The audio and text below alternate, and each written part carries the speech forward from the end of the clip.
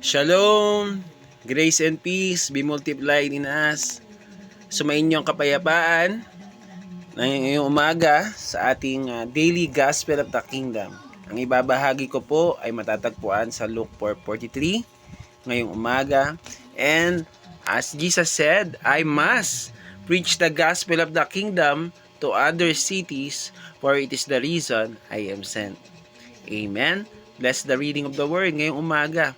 Christ Jesus is always on the mission. And the reason why He came here on earth is to proclaim the gospel of the kingdom as His mission to other cities when He is on the earth. The same for us. The message of Christ about the kingdom is for the poor, for those who are in sick, for those who are lost, because they need this message. They need to know Jesus and the kingdom of God that will bring restoration and that will bring the great revelation of salvation of God.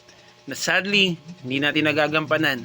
Kaya pinapaalala ng Panginoon na ipangaral natin ang magandang balita sa ibang bayan dahil ito ang dahilan kaya tayo sinugo.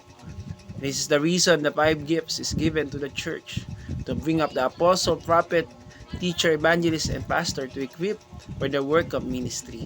And our greatest project is not to build buildings, to establish the church to the kingdom of God.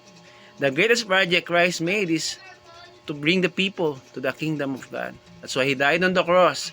He paid for our sin by His blood.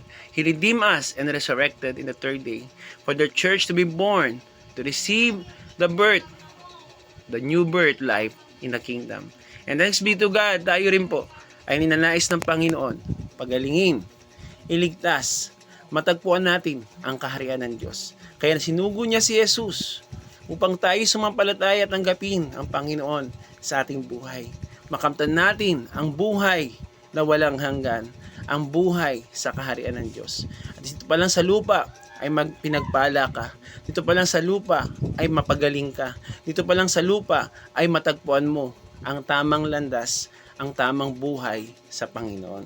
It's time to open your heart to the mission, to the purpose of God in your life.